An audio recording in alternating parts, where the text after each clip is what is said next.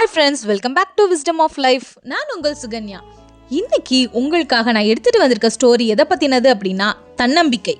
ஒரு மனுஷனுக்கு மூச்சு எந்த அளவுக்கு முக்கியமோ அந்த அளவுக்கு முக்கியம் தன்னம்பிக்கை. மூச்சு இல்லைன்னா எப்படி இறந்துருவோமோ அதுபோல் தன்னம்பிக்கை இல்லை அப்படின்னா வாழ்ந்துமே இறந்ததுக்கு சமந்தானங்க. அப்படிப்பட்ட தன்னம்பிக்கையோட இம்பார்ட்டன்ஸை உங்களுக்கு புரிய வைக்கிற இன்ட்ரெஸ்டிங்கான ஒரு உண்மை கதையை தான் எடுத்துகிட்டு வந்திருக்கேன் உங்களுக்காக. இப்போது ஸ்டோரிக்குள்ளே போகலாமா? சில வருஷங்களுக்கு முன்னாடி ஒரு அழகான கிராமத்தில் ஒரு பையன் பிறந்தான். அவனை அங்கே இருந்த நிறைய பேருக்கு பிடிக்கல.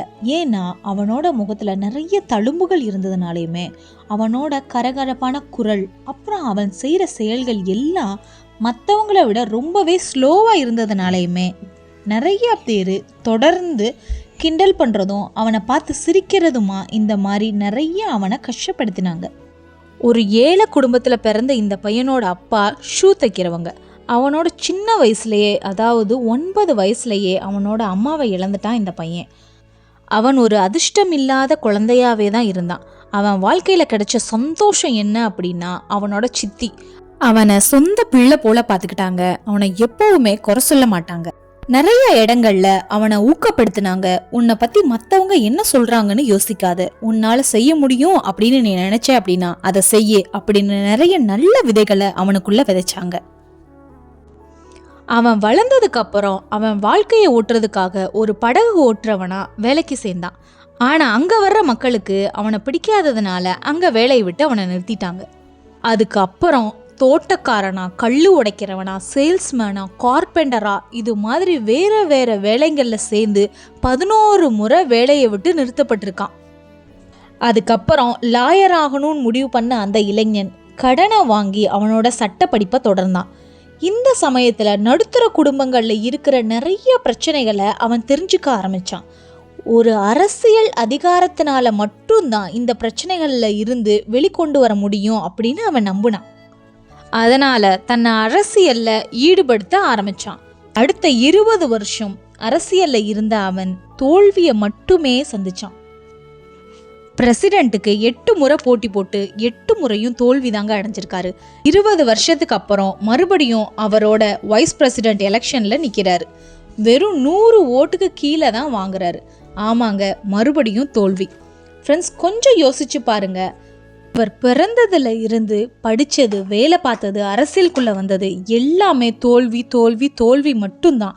இவர் இருந்த நாட்டில் எல்லாருமே தோல்வியோட ஒரு உதாரணமாகவே இவரோட வாழ்க்கையை நினைக்க ஆரம்பிச்சிட்டாங்க. ஆனால் இதை கொஞ்சம் கூட யோசிக்காத அந்த மனுஷன் தன்னோட 52வது வயசில் மறுபடியும் பிரசிடென்ட் எலெக்ஷனில் நிற்கிறாரு. அந்த தேர்தல் பிரச்சாரத்தில் ஒரு அருமையான விஷயம் நடந்துச்சு.